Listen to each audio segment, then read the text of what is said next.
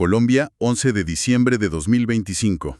Hoy nos sumergimos en una serie de decisiones gubernamentales que, bueno, a primera vista parecen desconectadas.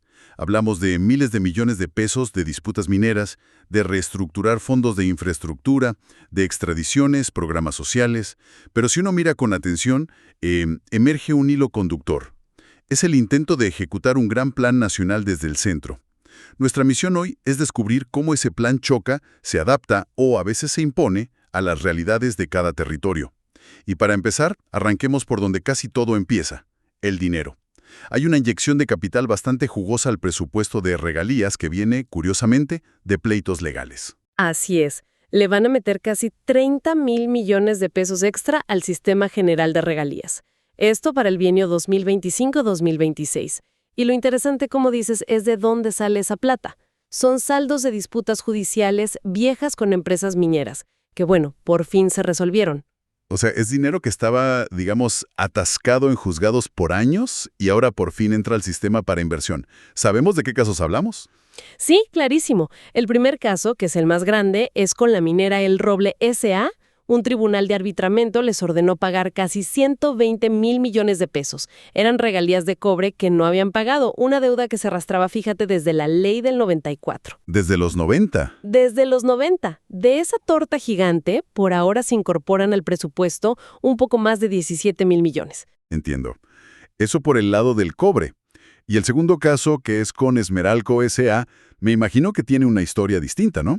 La minería de esmeraldas en Colombia es, pues, casi un mundo aparte. Totalmente. Es otra lógica, otros actores.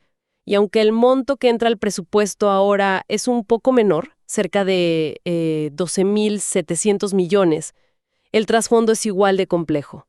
En total son esos casi 30,000 millones de pesos que estaban en el limbo y que ahora se pueden usar en las regiones. Y siguiendo con la gestión de grandes sumas de dinero, hay otro movimiento que me llama mucho la atención. Se trata de un cambio de manos en la administración del Fondo Nacional para el Desarrollo de la Infraestructura, el famoso FONDES. Sí, y este es un cambio estructural, muy de fondo. El FONDES, que es la gran bolsa de dinero para financiar las mega obras del país, va a dejar de ser administrado por la Financiera de Desarrollo Nacional, la FDN. A ver, entonces, ¿quién agarra las riendas de un fondo tan crucial? Ahora el Ministerio de Hacienda y Crédito Público podrá designar directamente quién lo administra. Podrá escoger entre las entidades financieras públicas que forman parte del Grupo Bicentenario. O sea, el Grupo Bicentenario, que es básicamente el holding de bancos y fiduciarias del Estado, ¿cierto? Como el Banco Agrario, por ejemplo. Exacto. La justificación oficial es alinear el fondo con el Plan Nacional de Desarrollo. Claro, pero uno podría ser un poco cínico y pensar que se le quita la gestión a un ente que se percibe como más técnico, la FDN, para dársela a uno más cercano al gobierno de turno. ¿Hay alguna salvaguarda para que la selección de proyectos de infraestructura no se vuelva puramente política? Esa es la pregunta del millón. La norma habla de conveniencia y oportunidad para la designación, lo que, bueno, da un margen de discrecionalidad muy amplio al ministerio. El argumento del gobierno es que esto agiliza la ejecución y asegura que los proyectos estratégicos del plan de desarrollo, como las líneas férreas o los puertos, tengan prioridad. El riesgo, como bien dices, es que los criterios técnicos puedan pasar a un segundo plano. Exacto. Ese es el riesgo, que pesen más los criterios políticos. Una tensión clásica. Y ya que estamos en temas de finanzas a gran escala, también se autorizó un préstamo externo bastante grande. Correcto. Son hasta 500 millones de dólares con el banco japonés Sumitomo Mitsui. Pero, para ponerlo en términos sencillos, esto es más una movida de gestión de deuda. ¿Cómo así? Es como si el gobierno tuviera una deuda en una tarjeta de crédito con un interés altísimo y ahora consiguió un nuevo préstamo de otro banco con un interés más bajo. Usa este nuevo préstamo para pagar esa primera deuda. Ah, entiendo. No es que deba menos dinero en total, pero ahora las condiciones para pagar son mejores. Justo eso. Es una jugada para manejar el flujo de caja. Entendido. Bueno, de la gestión del dinero pasemos a cómo se busca generar más. Y aquí entramos en un tema central de estos documentos, la minería y su, digamos, choque con el territorio. Se están delimitando nuevas áreas de reserva estratégica minera. Exacto. Y tenemos dos casos de estudio perfectos. El primero es en Tolima, en los municipios de San Luis y Valle de San Juan. Allí consolidaron varios bloques en una gran área estratégica minera. ¿La razón? El Servicio Geológico Colombiano confirmó que hay un alto potencial de cobre y otros minerales. Y lo que me parece fascinante es el nivel de detalle de los informes que justifican esto. No es solo un análisis geológico. De verdad se meten en lo social, lo ambiental, lo económico. De todo lo que leíste en esa justificación, ¿qué fue lo que más te llamó la atención? Lo que más salta a la vista es que el propio documento reconoce el conflicto de frente. Dice, textualmente, que la economía de esos municipios es principalmente agropecuaria, café, arroz, ganadería, y admite que la minería en la zona ya genera conflictos socioambientales, especialmente por el uso del agua.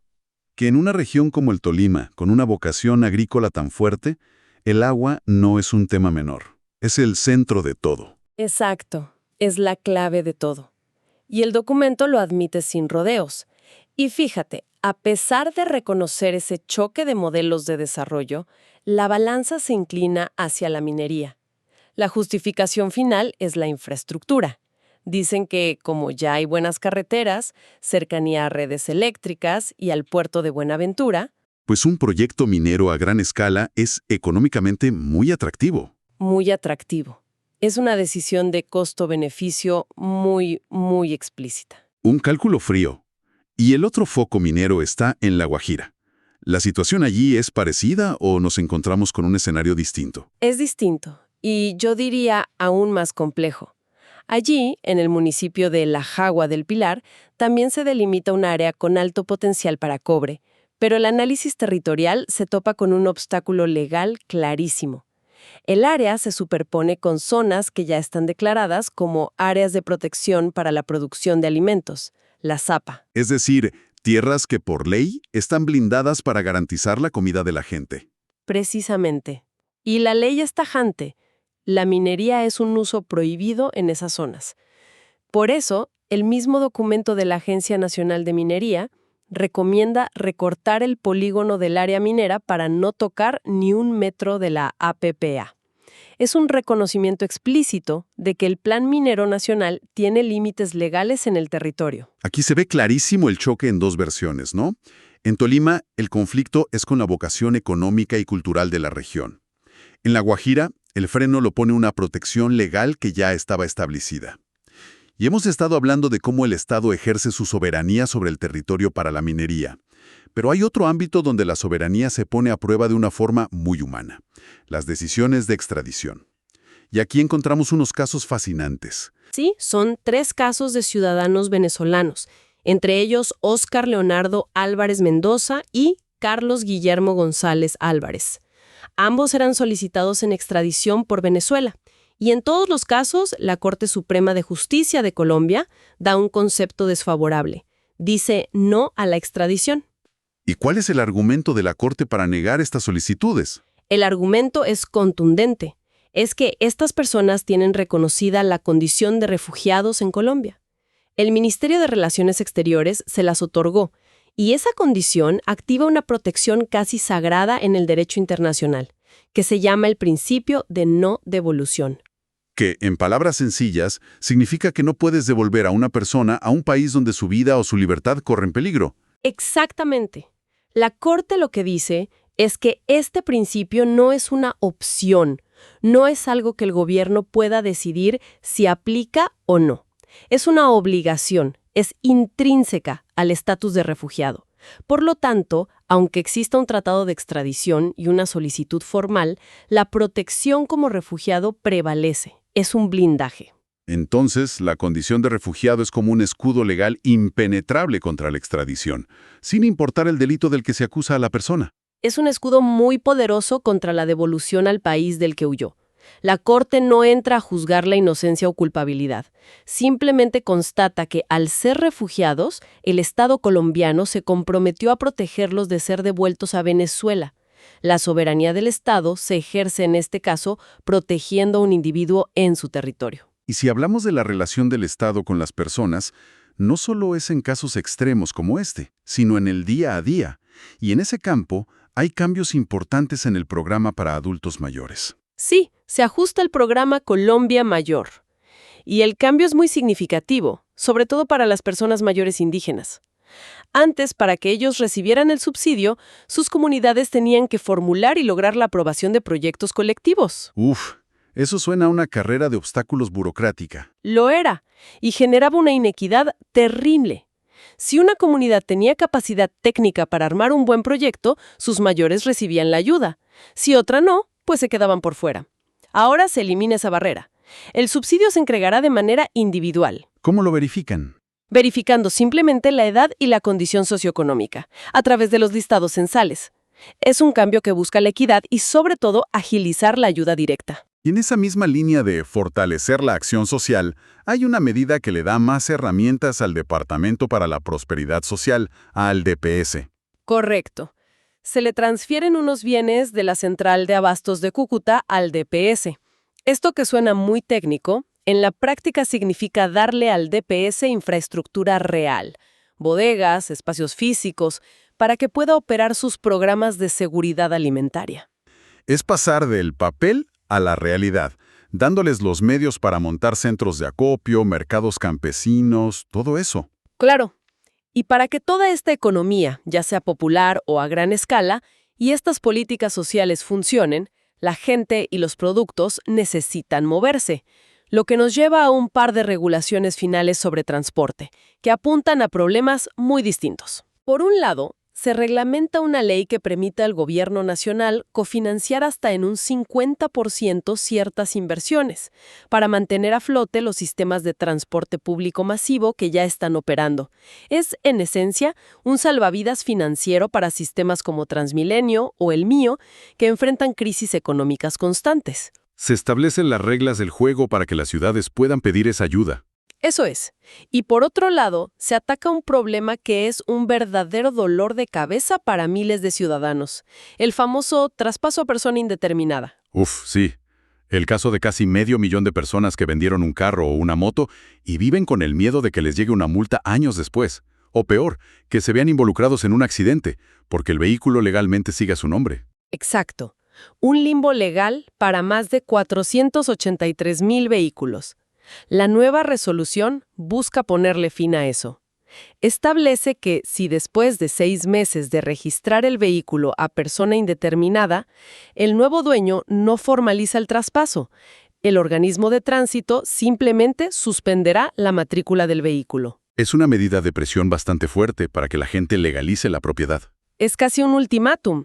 De hecho, se da un plazo final hasta el 6 de febrero de 2026 para que todos esos casos que están en el aire se pongan al día.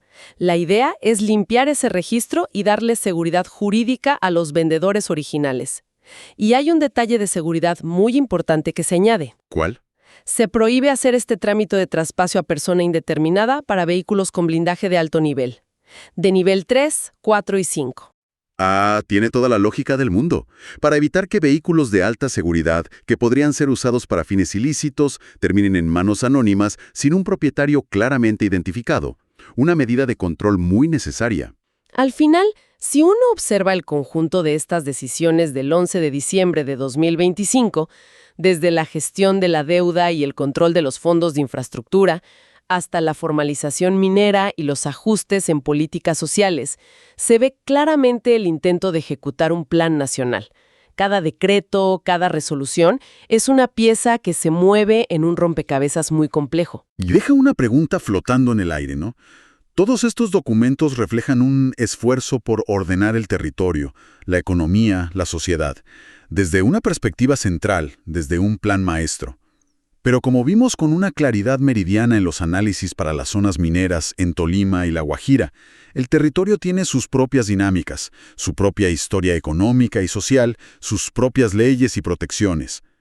La pregunta que queda es, ¿cómo se reconcilia la implementación de una estrategia nacional a gran escala con las realidades y vocaciones de cada comunidad local, para que el desarrollo no sea una imposición, sino, una construcción conjunta?